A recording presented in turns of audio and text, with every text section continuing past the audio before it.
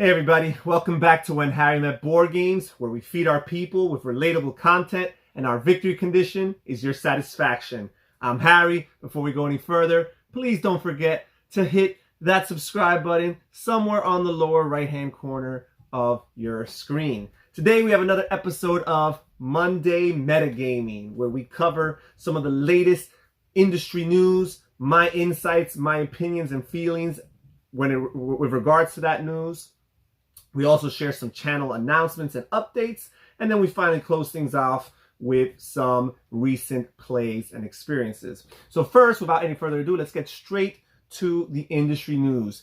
Some items that I forgot to mention actually from last week's Monday Metagaming is the announcement of 2 additional Railroad Inc.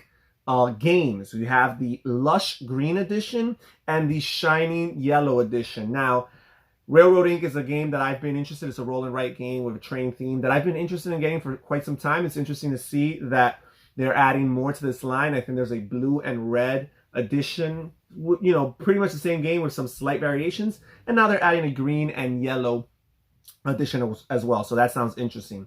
Another interesting game that has been announced is Blue Skies by designer Joe Huber and publisher Rio Grande Games.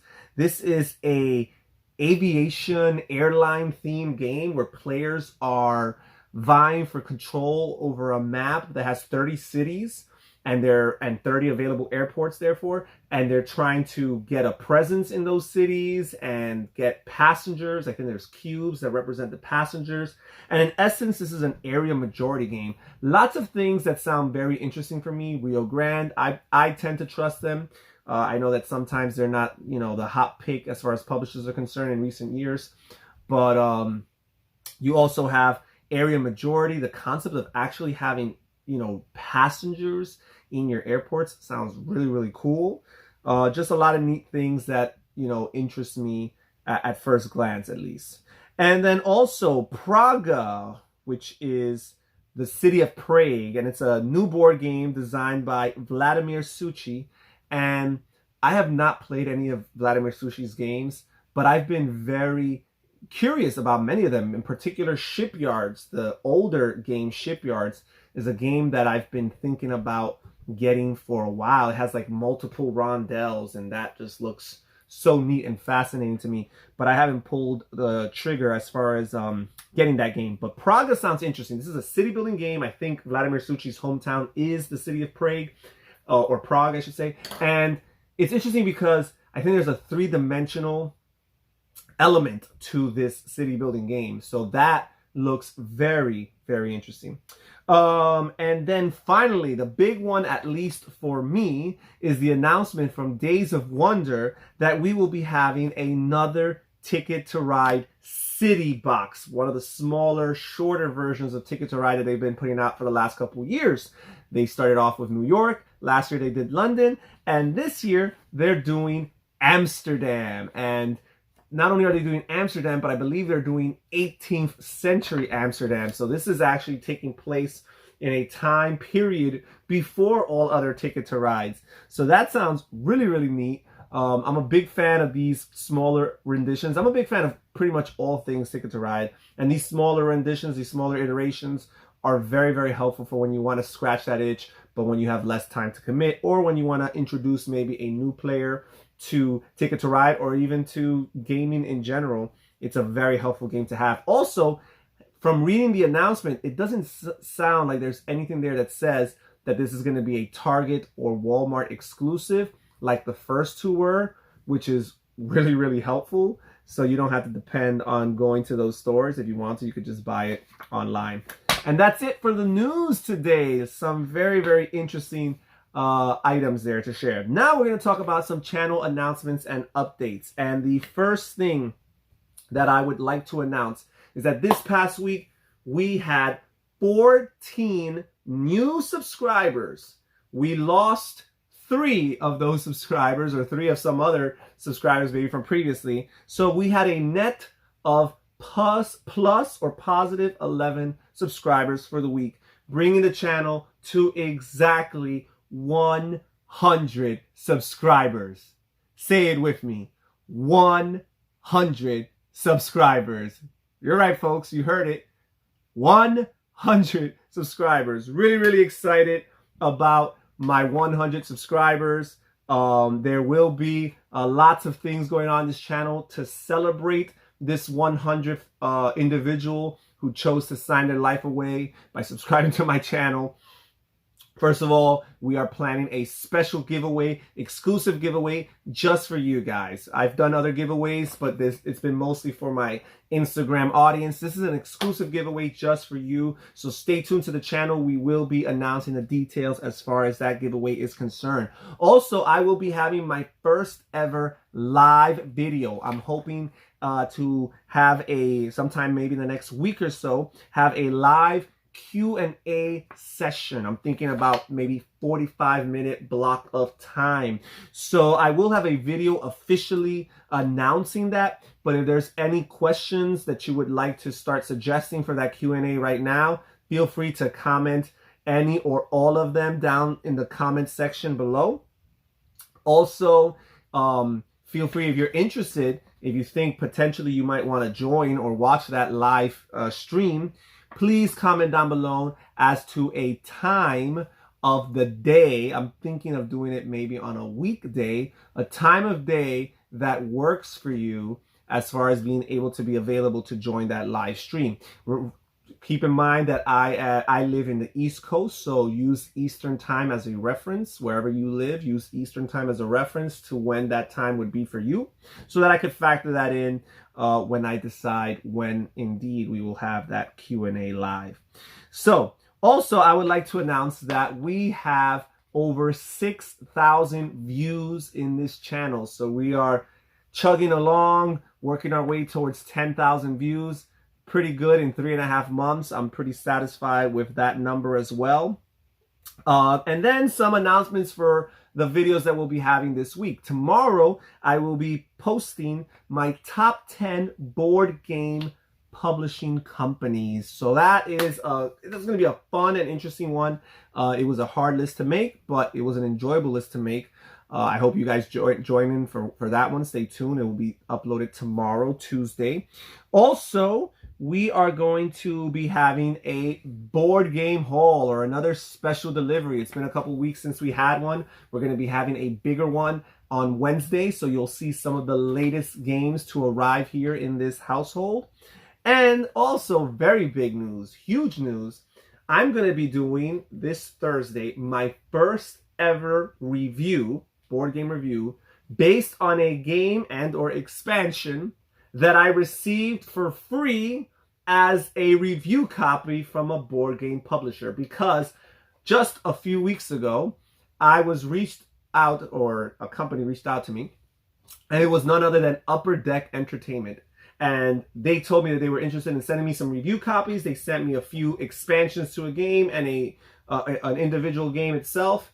And I will be reviewing this Thursday one of those expansions, and that is this one right here, an expansion for Legendary Marvel. And this in particular is the Spider-Man Homecoming expansion. So you don't want to miss it. This Thursday, I will be reviewing this game, sharing with you not only the different cards, all the cards that this game adds to the game, all the material it adds, but also sharing with you my opinions, things that I liked, things that I didn't like, and my overall opinion as far as this expansion is concerned.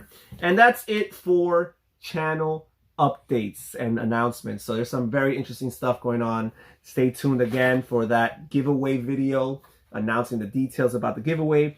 Stay tuned for the Q&A live, which may not be this week, but if not, sometime next week. But I definitely want to hear what people have to say as far as availability and what time works for them.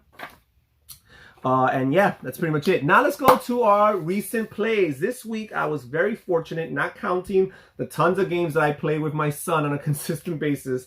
I was still able to knock out 21 plays this week. That was phenomenal. First, let's start off with my plays with my wife Lily. And it was a pretty light week for us. We only played 4 games this week. However, I will have to say these were some of our favorite games of all time. And these are most of them are some longer games. So even though we only had 4 plays, a lot of it was because we decided to invest our time into some longer plays this week, and they were excellent. So first, let's start off with a game that we've been playing a lot of lately, and that is Carcassonne The Castle. This game is just, it's quickly becoming my favorite Carcassonne rendition. No surprise, I'm a big fan of Rainer Knizia, and this is the one only iteration of Carcassonne that was made or designed by Rainer Knizia. Really neat, tight for 2 players, lots of different interesting ways of going, lots of ways of, you know, eliminating some of the restrictions from base Carcassonne, because the only tiles here that need to like match or continue the landscape, so to speak, are the roads. Everything else is kind of free game, as opposed to regular Carcassonne, where there's a couple other things that you kind of have to, you know, do. And also early on in the game, you have more options because you have all these starting spaces that you can place your tiles on, instead of regular Carcassonne where you just have the current landscape, and early on you actually have very few decisions to make. So again, a lot of these little small nuanced things that make a world of a difference. And again, 2-player only, that's how I play Carcassonne. While I do occasionally play multiplayer Carcassonne, I'm not too big of a fan of it. When I play Carcassonne with multiple players, it's really just like a beer and pretzel type of game. I don't drink beer, but it's just that kind of game where, you know, you're just playing lightheartedly, you don't really care, you're just, you know, winging it and so on and so forth. But when I play Carcassonne as a 2-player experience, it becomes analytical, methodical, strategic. It's, you know, lots of intent, lots of thought, you know, going into that game, going into every decision. Yes, it's a gateway game, and the decisions aren't heavy per se. They're not mind-blowing or mind-numbing, but there's a lot of decisions to be made in a 2-player Carcassonne game. You feel like you're more in control of the game in a 2-player game. So again, I'm a 2-player Carcassonne player anyhow, so I'm not even caring that this is only a 2-player version of it. Awesome game. If you like Carcassonne, you need to try it. We also played Castles of Burgundy. I've been playing a lot of this game with Lily lately, with my wife Lily. I'm not going to belabor the point and talk too much about it. Great Stefan Feld game where you're building up your estate. You're basically rolling dice, and the numbers on the dice basically determine what actions you can take. You're drafting tiles primarily and placing them onto your estate. Different types of terrains that score you points in different ways. Point salad goodness, like Stefan Feld is known for. Great game, a longer game. Again, one of the longer games that we played this week. You know, it's a good hour and a half, sometimes maybe even a little bit longer. But really fun, great game we played this week. I believe my wife Lily actually beat me for the first time in this, so that was significant in that regard. Then we played Cuba, and this is a game, I talk about this game all the time. I'm actually thinking of doing a review sometime soon on the channel. Stay tuned for that. This game is designed by Michael Rieneck and Stefan Stadler. You know, if you like Puerto Rico, this is Puerto Rico plus, in my opinion. And don't get me wrong, from an innovative perspective, Puerto Rico is the way to go because Puerto Rico came first. This came several years after Puerto Rico. But I feel like it takes lots of the cool things from Puerto Rico, the variable face order, the production of resources, the, you know, selling of those resources or shipping those resources for victory points, and also the building of different buildings that benefit you in different ways. And then it adds a few other elements that aren't in Puerto Rico, like a supply and demand resource market, or a political phase where you're voting for laws or bills to be passed into laws. You know, a little bit of worker placement, even though it's not classified as such, with each player having their own player board, their own little hacienda or farm board, where wherever they place their little worker, they trigger, you know, all the spots that intersect with that, whether it be buildings later on with their foreman, or if it's with their worker action, the different productions or goods that can be produced. Really, really neat game. Has a lot of different things. This game does not get any love. I guess people just see it as a cube pusher, or maybe too generic, maybe too much like some of the other games that were coming out at this time. Again, part of it is that my wife is from Cuba, so there might be some bias there. But if you like Puerto Rico, the aesthetic of this game is amazing. Michael Menzel is the artist for this game. Amazing board. The building tiles look amazing compared to those plain old ugly Puerto Rico tiles. Awesome game. Can't say enough about it. We had a great time playing it. And then finally, the last game that we played together, my wife Lily and I, is Oren Labora. And this is becoming a new favorite in the family. We love Uwe Rosenberg. We love what he's about. This game incorporates so many of the features of a lot of his other games. We have the multiple workers from a game like Agricola. We have the resource dial, which he has used in other games like Le Havre and Lamport, even though I think this was his first venture into that. We have the resource conversion, or the upgrading of different resources into, you know, better, more advanced versions of themselves. Very similar to Le Havre, right?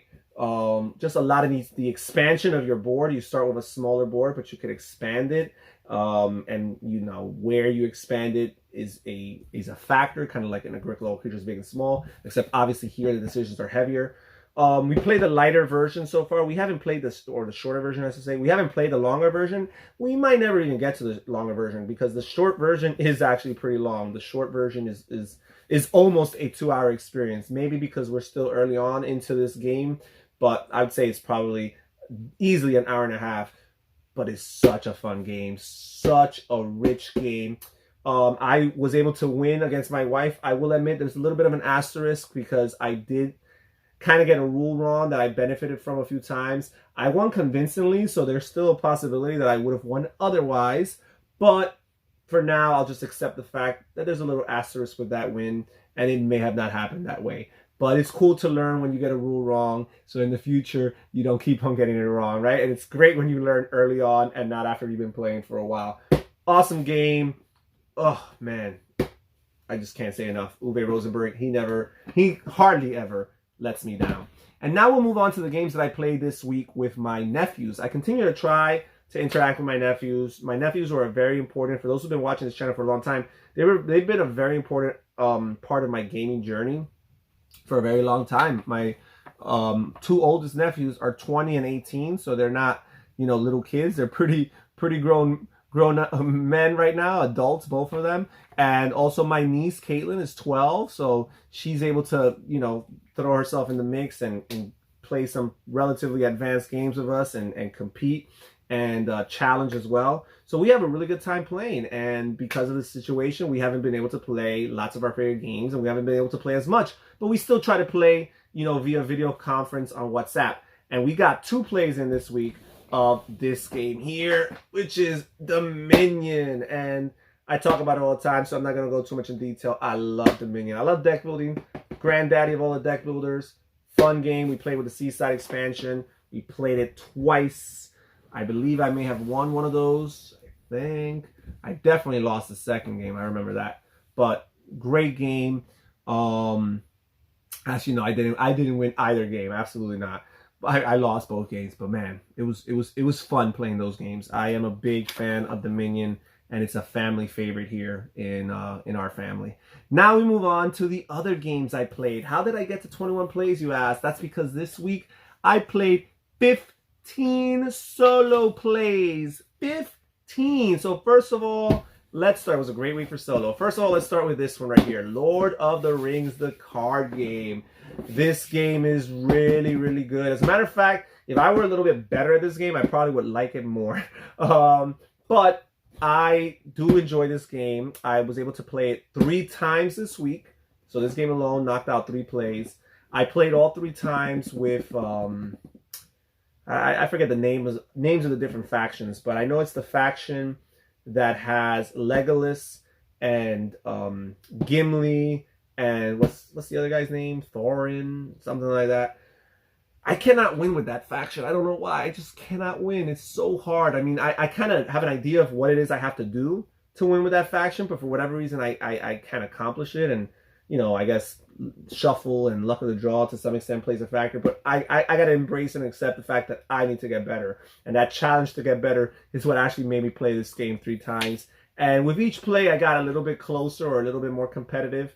But even so, I lost all 3 times. I couldn't win. But this is a great solo game to play. I know you could play it cooperatively with 2 players or even more if you buy multiple sets, but I've never played it cooperatively. It's just been really fun. I'm a big fan of the Lord of the Rings lore and universe and all that stuff. So just playing this game, the mechanics of this game or the mechanisms of this game are really, really neat. Nate French, designer of this game, did an amazing job with it. So I played that game 3 times. What else did I play? So I played 5 games of Marvel Legendary with the Spider-Man Homecoming expansion. And the reason why is because I knew I wanted to do a review and I wanted to feel good. So first of all, I wanted to play with each of the schemes that comes in this expansion. There's 4 schemes in this expansion, and be able to like communicate and intelligently or intelligently share my feedback on this in my review. So I had to play it at least 4 times, and I played it a 5th time because one of those schemes beat me up so badly in one of them that it almost felt like I didn't play the game. It was too quick. So I decided to play a 2nd time. That made it for 5 plays. So 5 plays. I love Marvel Legendary. I'm not going to tell you too much about my experiences with this expansion in particular because I'm going to save that for the review. But just know that I played this game 5 times. So that's already 8. Those are 8 of my 15 plays. Now, I also played for the first time ever a debut. How can we have a Monday metagame without at least one new game? I played Tiny Epic Galaxy by Scott Alms and by Gamelin Games. And this was fun. As a matter of fact, for one of those plays, I actually recorded it for a playthrough that I will be uploading on this channel of Tiny Epic Galaxies on Friday. So if you're interested in seeing how this game plays, especially solo, check out that playthrough. Played this game 3 times. Really, really neat. I like what the game comes with. I like the fact that there's expansions for this game because I'm already excited about that. And I like how much variety there is for solo play, even just in this, because you have all these different levels of difficulty. So at least for now, it's going to be fun to play and work my way up towards that. Really neat game. I love how the dice work. I love how they implement the theme of science fiction or space, sci-fi, exploring different planets and colonizing different planets. Really, really neat. Lots of interesting decisions. The dice manipulation that you're using is really cool in this game. And this game actually inspired me. The 3 plays here inspired me for my next couple plays, because after I had so much fun with this, I said, I got to go back to some of this other Tiny Epic stuff. And I said, let me go back to Tiny Epic Quest, which I had only played a few times before this. And I kind of still was figuring out how I felt about this game. I knew that I liked it, but I was still figuring out how much I liked it. And going back and reviewing and playing it, revisiting this, I played it 2 times. And I realized I like this game a good amount. I'm still going to give the edge to Tiny Epic Galaxies, the new one. Because I feel like the implementation of the theme, I don't know, I guess to me at least feels a little bit better. This feels a little bit more puzzly than Tiny Epic Galaxies. I mean, all the Tiny Epic games are a little bit puzzly, I feel. I think that's kind of like Scott Alm's direction. There's some sort of puzzle solving, in particular for the solo modes in these games. But this game here, I feel like the puzzly nature of it stands out a little bit more. But it's still a really cool game, and trying to find your high score. Another thing is, Tiny Epic Galaxies has, you know, automata, right? It has an AI player that you're playing against. Tiny Epic Quest, you're just playing against yourself and trying to beat a certain high score or a certain threshold that the game allots for different levels of legendary type of heroes and stuff like that. Really, really cool game, though. Just figuring out that puzzle and how you're going to move through the map. You have your map that you're trying to move your different heroes through, and how you're going to try to accomplish the little missions there on the side, and at the same time try to, you know, fight off some of these different goblins and all that stuff. Really, really neat game, trying to figure out how you can score as many points as possible, optimize your turns. There's a little bit of press your luck, a little bit of push your luck when you're rolling dice in the night phase, try to do a bunch of different things, but at the same time not become exhausted before you do, because if you not, you lose progress and you lose the opportunity to do all the different things that you're trying to do, right? Really fun game. And that also inspired me for the next 2 plays, which were 2 plays of Tiny Epic Western. And I'm going to say this, even though it's not going to be a popular statement, this is still my favorite Tiny Epic game. And I know that these 2 are among the 2 most, if not the 2 most popular Tiny Epic games, right? I would say they're definitely like top 2 out of 3 at least, right? I hear, read, and see people talk about Tiny Epic Galaxies and Tiny Epic Quest all the time. I believe they're the 2 highest ranked Tiny Epic games on BGG, BoardGameGeek.com. This one definitely is number 1. And Tiny Epic Western is probably like number 4, 5, 6.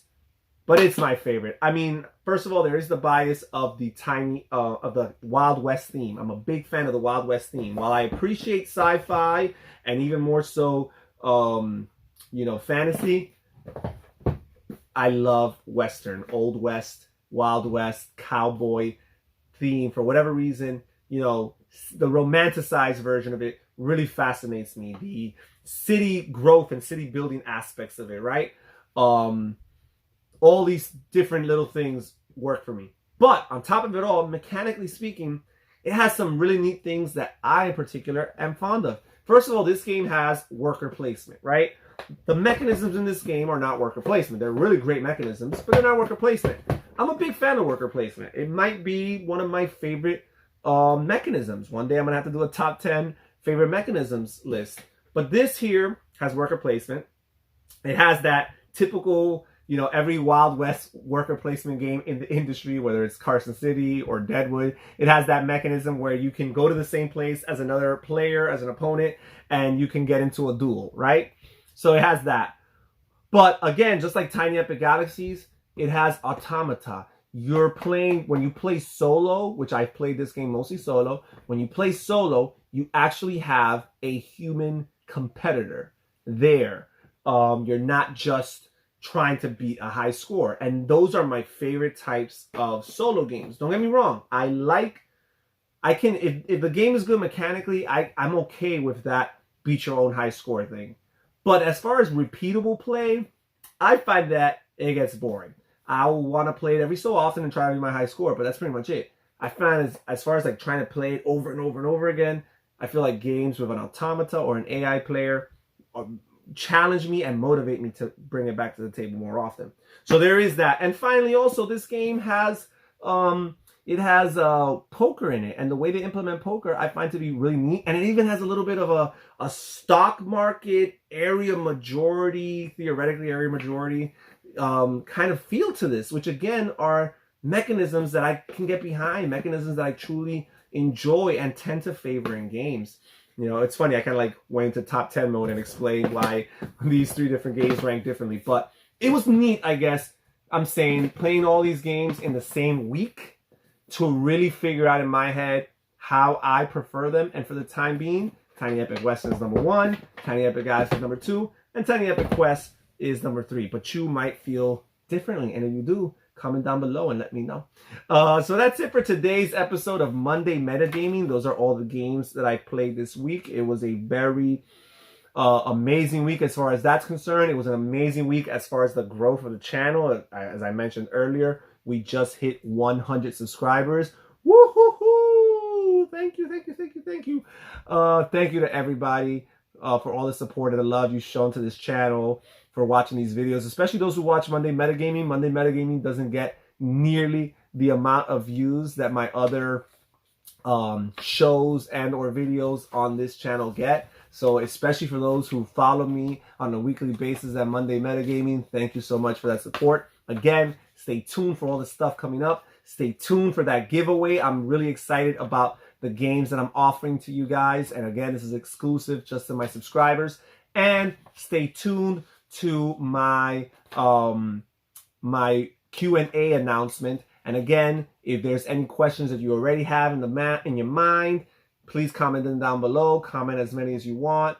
Keep it nice, but comment as many as you want. And also, let me know what time on a weekday would be most convenient for you to follow along on a live stream. All right. Well, thank you so much, everybody. Again, this is Harry from When Harry Met Board Games saying stay safe, stay healthy, have fun gaming, and I'll catch you next time. Bye-bye.